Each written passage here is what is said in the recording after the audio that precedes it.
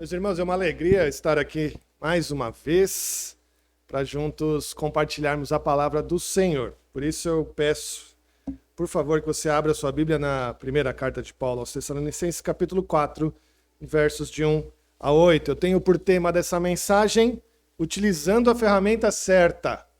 Utilizando a ferramenta certa. Esse é o tema que eu trago para essa mensagem. De Paulo aos Tessalonicenses, capítulo 4, versos de 1 a 8. Eu vou ler esse trecho da palavra de Deus e peço que você acompanhe com muita atenção essa leitura. Diz assim: Finalmente, irmãos, nós vos rogamos e exortamos no Senhor Jesus que, como de nós recebestes quanto à maneira, porque deveis viver e agradar a Deus, e efetivamente estáis fazendo, continueis progredindo cada vez mais.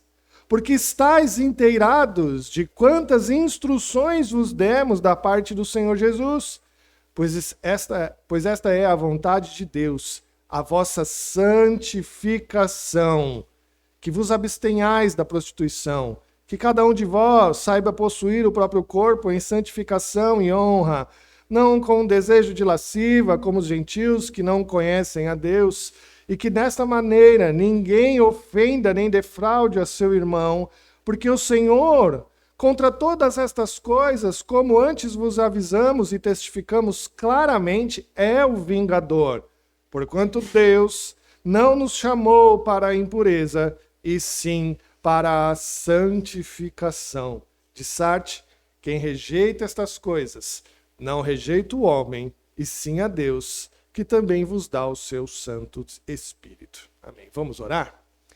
Senhor Deus, nós te agradecemos muito, ó Pai, por esta palavra bendita, e que ela possa, ó Deus, adentrar no mais profundo do nosso coração, ó Deus, através do teu Santo Espírito, para que, assim como Paulo nos chamou aqui, possamos progredir, ó Deus, cada vez mais na santificação que o Senhor tem nos chamado. Nós te agradecemos, ó Pai, por isso, em nome de Jesus. Amém. Todo bom profissional sabe da importância de utilizar a ferramenta certa para aquele serviço, não é mesmo?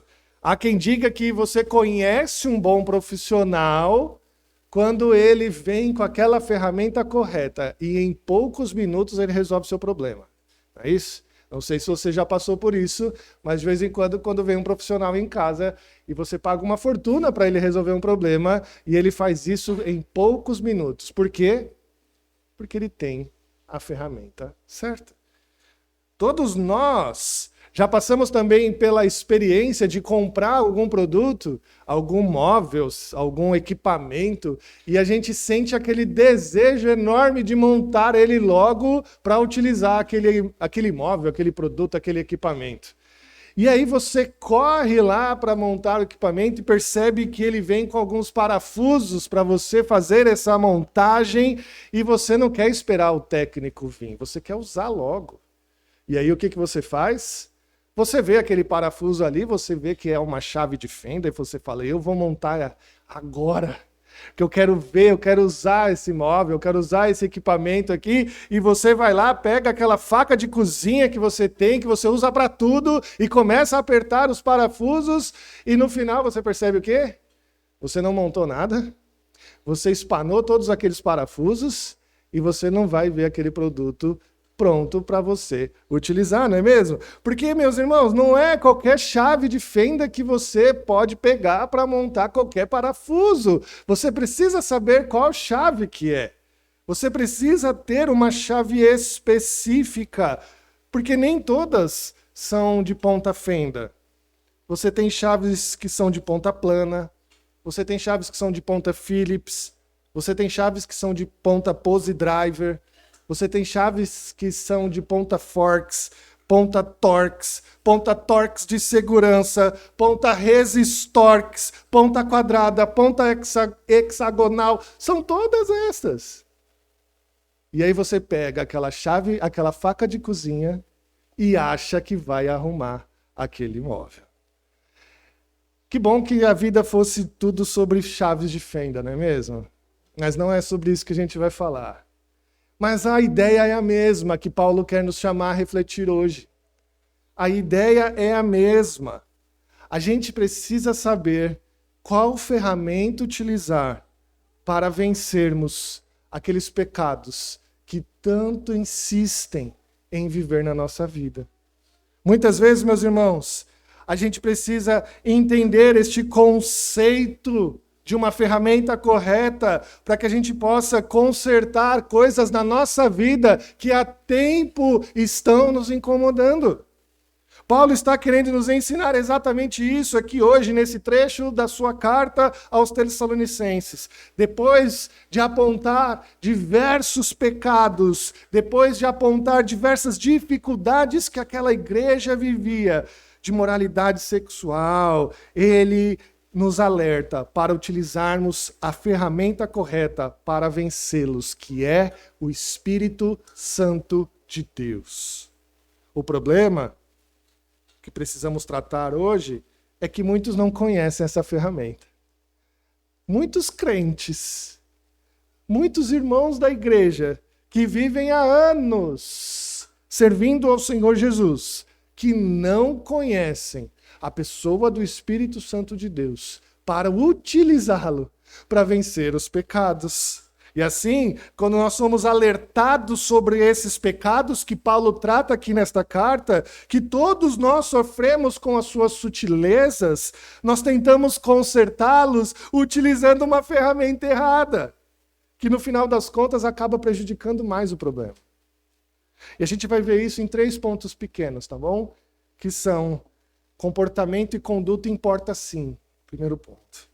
Devemos possuir o próprio corpo, segundo ponto. E o terceiro, devemos saber consertar as coisas com a ferramenta certa, que é o Espírito Santo de Deus. Bom, o primeiro ponto é, a conduta importa sim, tá bom?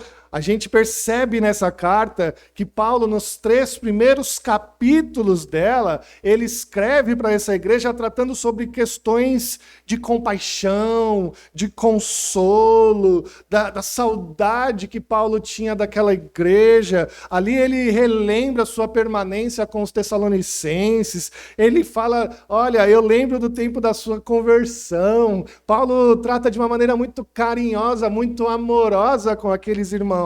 Mas, depois de falar da saudade que ele tinha, do tanto que ele lembrava deles, do tanto que eles eram amorosos, Paulo vai falar sobre conduta. Paulo vai falar para eles que é importante, sim, a gente refletir sobre a nossa conduta. Do capítulo 4 até o final dessa primeira carta, Paulo vai tratar sobre conduta cristã. Que aqueles irmãos tão queridos, aqueles irmãos tão amorosos, aqueles irmãos tão elogiados por Paulo, precisavam entender. Perceba a importância que o apóstolo Paulo dá aqui sobre conduta, meus irmãos. A preocupação dele não fica somente no campo das ideias. A preocupação dele não fica só, puxa, que saudade que eu tenho de você.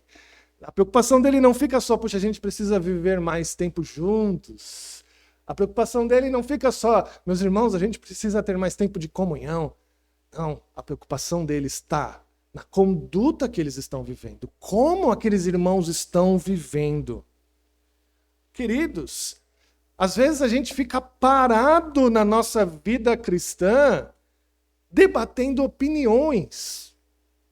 Ficamos desejosos de aprender mais sobre o Senhor Deus, e isso é bom. Ficamos desejosos de fortalecer mais a nossa vida de comunhão, e isso é bom. A gente fica desejosos de vez em quando de aprender mais teoria, teologia, para que a gente possa debater com mais convicção alguns temas difíceis. Isso é bom, mas Paulo está nos ensinando aqui, queridos, conduta importa.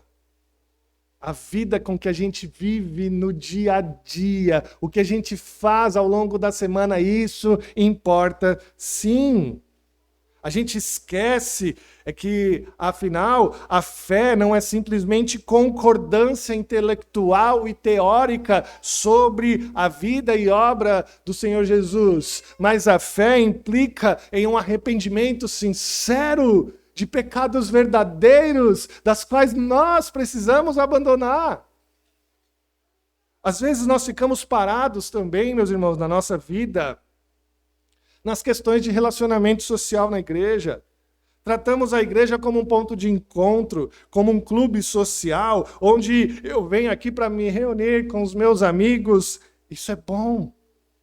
Mas eu esqueço que nós estamos aqui primeiramente para agradar a Deus.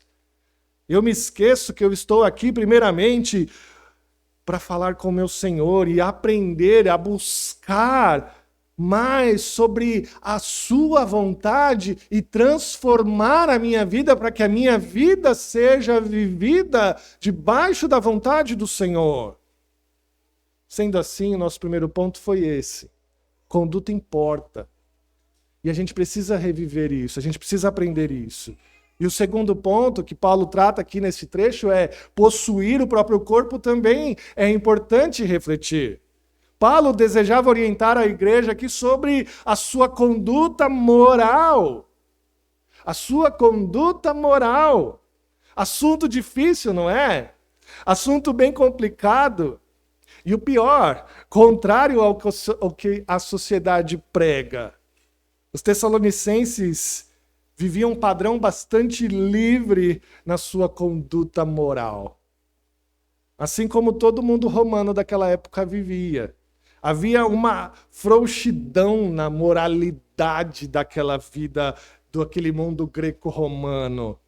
Toda forma de relacionamento sexual ilícito era socialmente aceito. É interessante isso, não é? Há alguns pecados em algumas épocas que são socialmente aceitos. Quer ver um exemplo interessante hoje do nosso mundo? A separação. A separação é um pecado socialmente aceito. Ninguém mais enxerga com poucos olhos.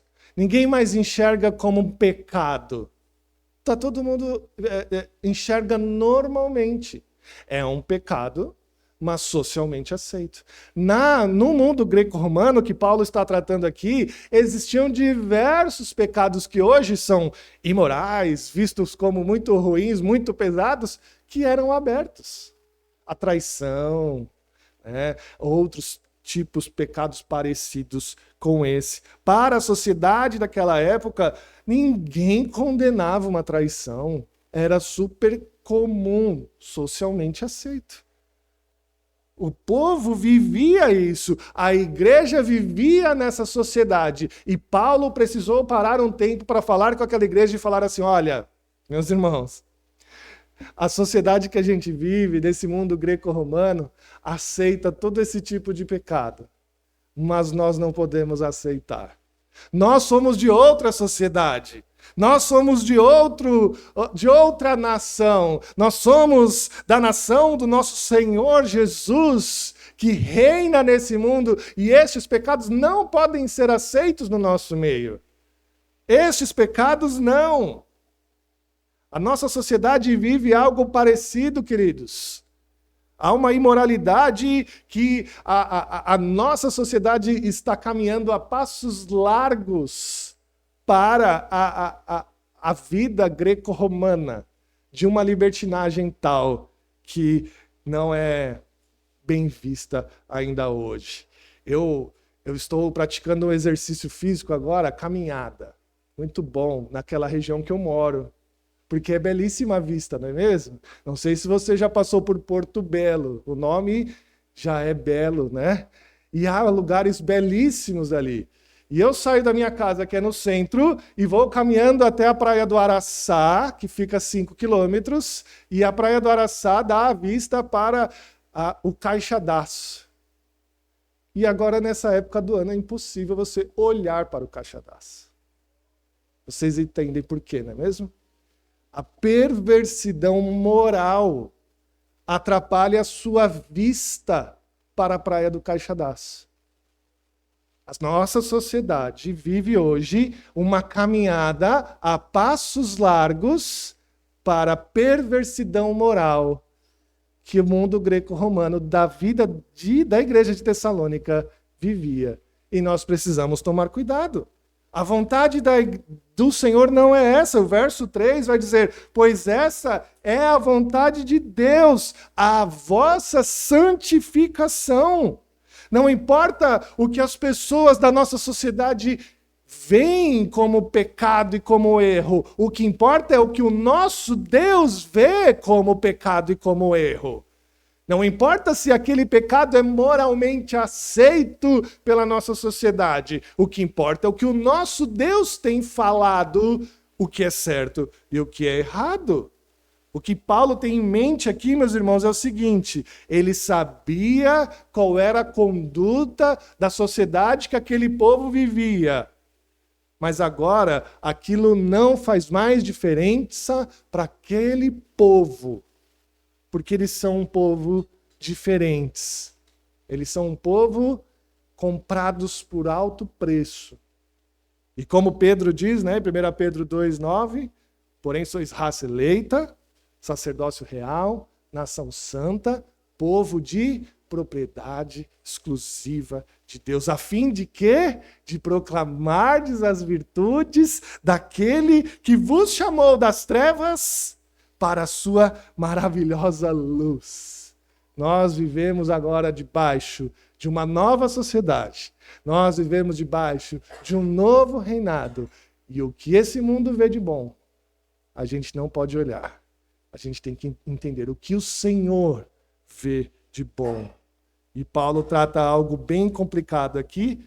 Cada um, verso 4, cada um de vós saiba possuir o próprio corpo. O que Paulo quer dizer com isso é que essa prática deve ser feita de maneira santa, honrosa e refletindo o caráter de Deus.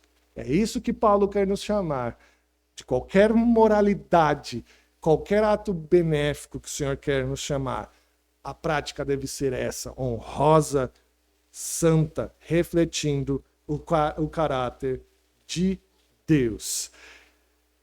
E o terceiro ponto é, nós devemos para isso utilizar a ferramenta correta, que é o Espírito Santo de Deus, de uma maneira muito sóbria, de uma maneira muito prática e sem meias palavras. Esse assunto é tratado por Paulo. Conduta, imoralidade. E ele está falando para a igreja, olha, essas coisas não mais pertencem à nossa vida. Essas coisas devem ser abandonadas. Da mesma forma que aqueles irmãos da igreja de Tessalônica tratavam de suas batalhas contra a imoralidade, nós também precisamos tratar. Queridos, a gente precisa parar e refletir o que a gente tem feito de errado nesta área da nossa vida. Porque nós somos um só corpo em Cristo Jesus, e assim devemos saber possuir o nosso próprio corpo, como Paulo bem disse aqui. E obedecer ao que está escrito no verso 7. Porquanto Deus não nos chamou para a impureza, e sim para a santificação. E a gente precisa viver essa vida de identificar as coisas que vivemos de maneira imoral, que talvez a nossa sociedade não olhe como olhos ruins, e corrigi-las, consertá-las, para que a gente viva a vida santa que agrada ao Senhor. E quando nós somos alertados pela palavra de Deus sobre tais condutas que possamos praticar, nós somos chamados aqui a corrigir esse caminho. A questão que fica é, qual ferramenta que a gente tem utilizado? Qual ferramenta que estamos utilizando para fazer esse conserto? A gente precisa, assim como Paulo, ser bem sóbrios, bem claros. Há condutas que não podem viver no nosso meio. Há condutas que são para Deus imorais. E essas condutas a gente precisa consertá-las, para que a gente viva de acordo com a vontade de Deus. O problema é que às vezes a gente usa uma ferramenta errada para isso. Sabe, por exemplo, muitas pessoas utilizam o medo para vencer um pecado. Na vida dela, ela tem medo de ser pega. E por isso ela evita. E por isso ela não pratica. Não porque ela busca santidade no Senhor, mas porque ela tem medo de ser pega. Às vezes essas pessoas vivem este medo e para não serem pegas, porque a sociedade ainda vê com maus olhos, ela evita aquele pecado. E vive uma vida em luta com aquele pecado, talvez ela não pratique ele ainda, porque ela tem medo de ser pega. A ferramenta que ele está utilizando é o medo. Algumas pessoas utilizam o status ou o cargo da igreja para não cometer os pecados. Elas têm medo também para não perder aquele cargo da qual ela conquistou. Ela sabe que se ela praticar, o pastor tira ela do ministério. Não, eu não posso viver sem esse ministério. Esse ministério eu amo demais, eu não quero perder. E assim ela tenta evitar aquele pecado por medo de ser tirada do ministério. E há outras ferramentas que o mundo vai inventando, não é mesmo? O mundo inventa diversas ferramentas para você tentar vencer o pecado. Não é? Subir a montanha com um grupo de homens gritando falas de militares, não é? Vestidos de laranja. Eu não vou falar o nome dele, porque na nossa legião não pode ser dito esse nome, não é? Que ferramenta é essa, meu irmão?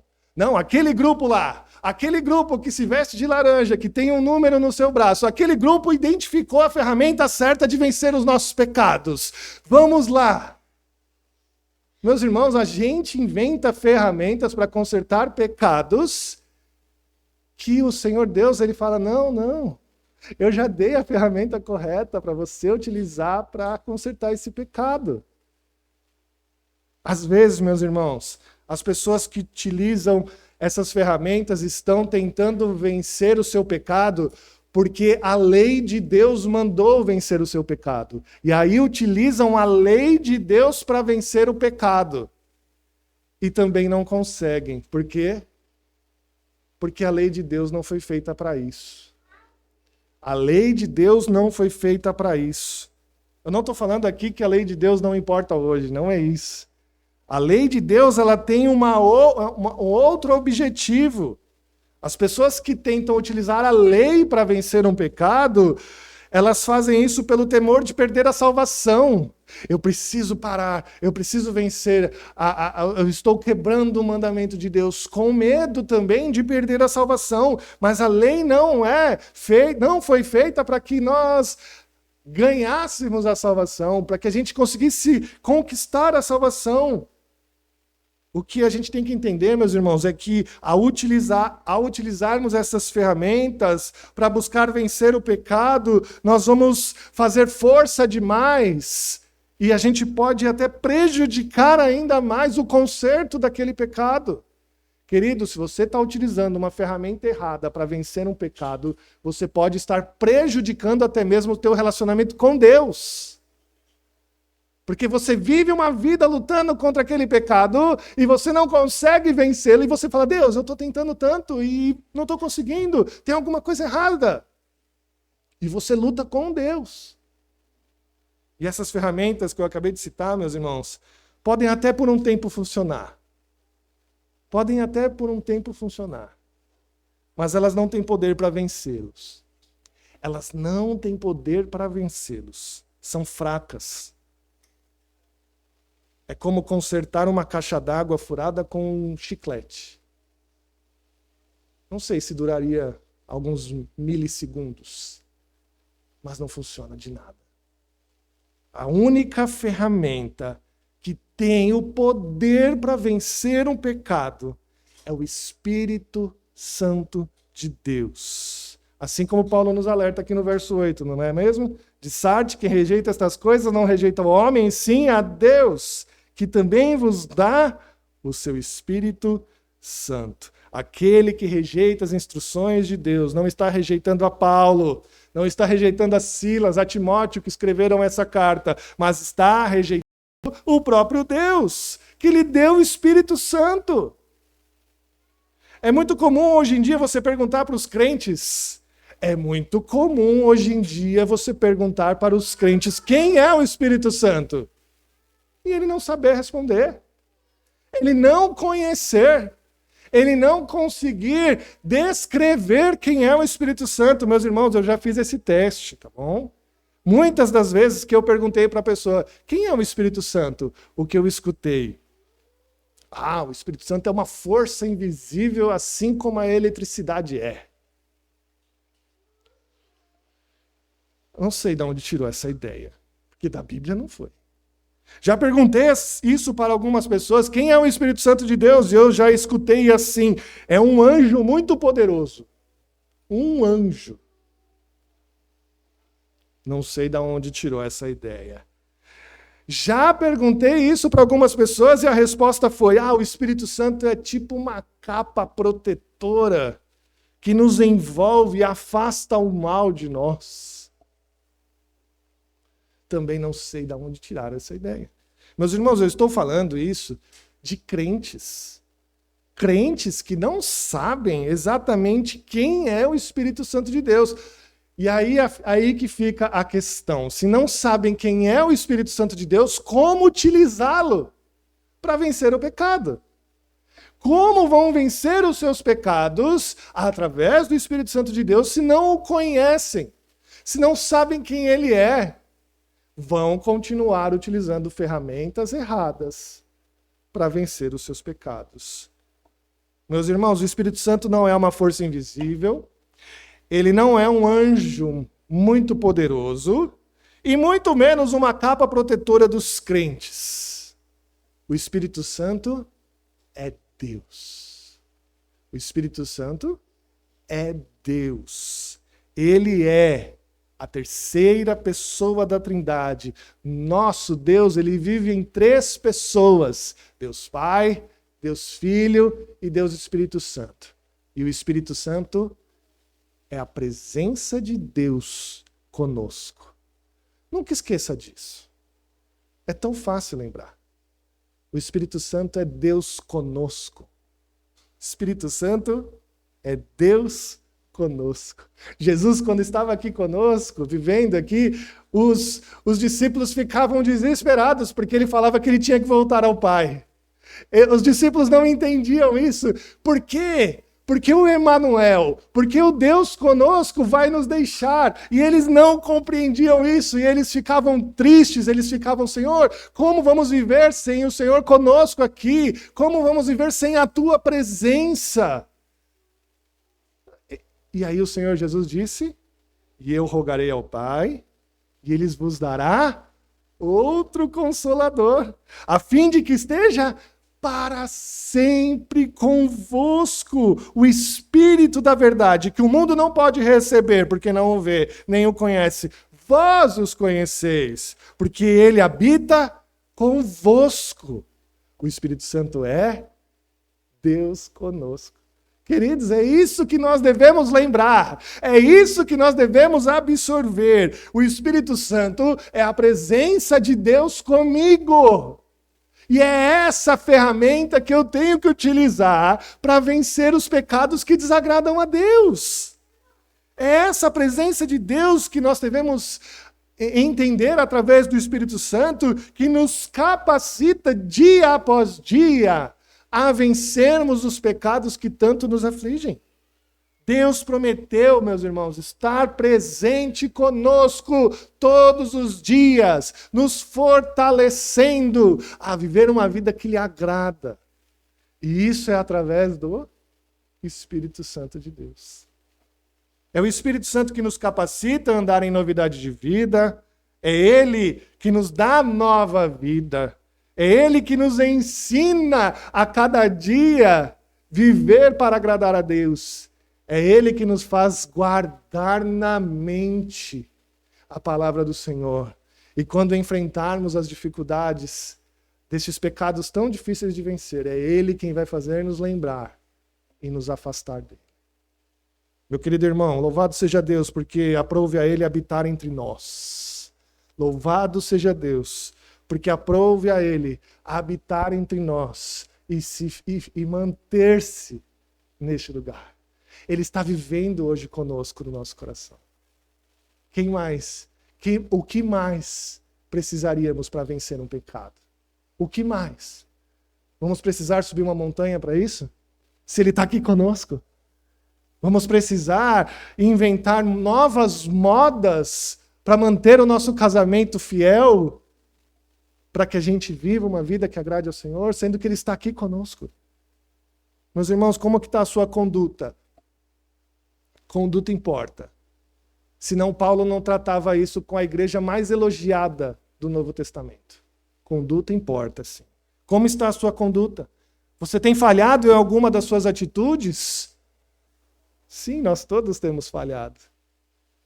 Mas a pergunta que devemos sair daqui é: você já identificou ela? Qual é a falha? Você já identificou? Seja racional. Paulo está tratando de moralidade aqui de forma bem racional, bem clara. Nós precisamos tratar disso de modo racional e claro. Você já identificou isso? Você já percebeu pelo menos que isso é um pecado? Que isso entristece a Deus? Você tem tentado vencer este pecado como? Qual é a ferramenta? Saiba que somente o Espírito Santo pode vencê-lo. Somente o Espírito Santo pode consertar este pecado na sua vida e fazer você voltar a andar em comunhão com Deus, fazer você voltar a andar diante da vontade de Deus. E agora é só você falar com Ele. Fale com Ele.